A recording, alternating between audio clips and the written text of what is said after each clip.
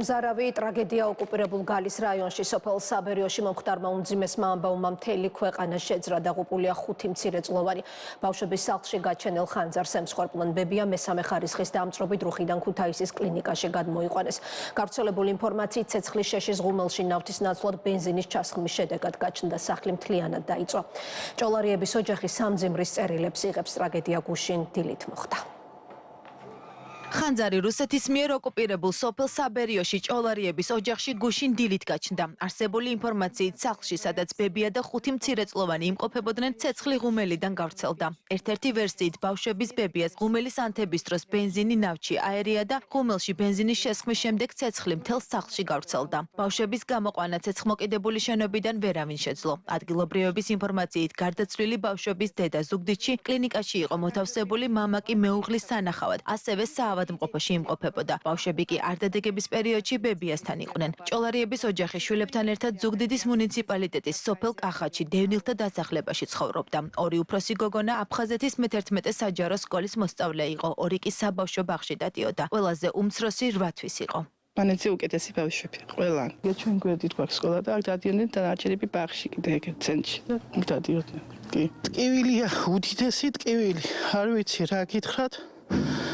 მათ საშინელი ტრაგედია დატრია და ჩერ სკოლაში, მე ეზოში და რა ვიცი სრულიად საქართველოს მე მგონია რომ ამ ტრაგედიით ცუდ დღეშია ნამდვილად. ხანძარს გადაურჩა ბავშვების ბებია, რომელიც ჯერ რუხის კლინიკაში, შემდეგ კი ქუთაისის რეფერალურ კლინიკაში გადაიყვანეს. ექიმების ინფორმაციით პაციენტს მესამე ხარისხის დამწვრობა აქვს, როგორც კლინიკის ექიმმა განაცხადა, დაშავებულის ჯანმრთელობის მდგომარეობა საშუალო სიმძიმის, თუმცა სტაბილურია.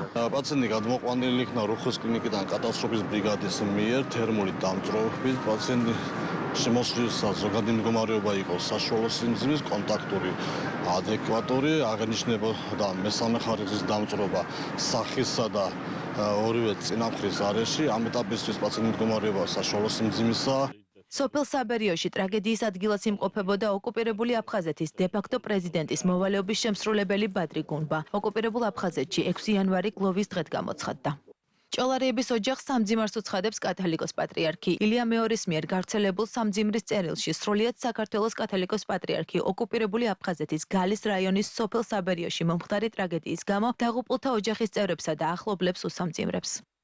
დიდია ჩვენი მწუხარება სოფელ საბერიოში თქვენს ოჯახში მომხდარი ტრაგედიის გამო, რომელმაც მთელი საქართველო მოიცვა. ერთდროულად 5 შვილთან გამოთხოვება მეტად მტკივნეული და რთული გადასატანია. როგორი ძლიერიც არ უნდა იყოს ადამიანის სულიერად, მაგრამ მაინც უნდა განგამტკიცოთ რწმენამ იმისა, რომ გარდაცვალება არ ნიშნავს სიკვდილს. არამედ იგი დასაწყისია მარადიული ცხოვრებისა, რომლისთვისაც ჩვენ ყველანი უნდა მოვემზადოთ. ეს განშორება კი დროებითია. აღვავლენთ ლოცვებს ემილიას, ანა მარიას, ელენეს, ნიას და სოფიოს უკდავ სულთათვის და შევთხოვთ უფალს მოგანიჭოთ ნუგეში და ლოცვის ძალა.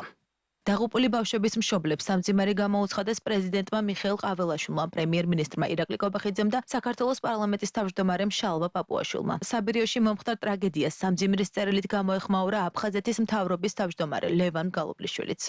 ოჯახის ნათესავების ინფორმაციით შემზარავი ტრაგედიისას დაღუპულ ბავშვებს ხუთშაბათს ოკუპირებულ გალში დაკრძალავენ.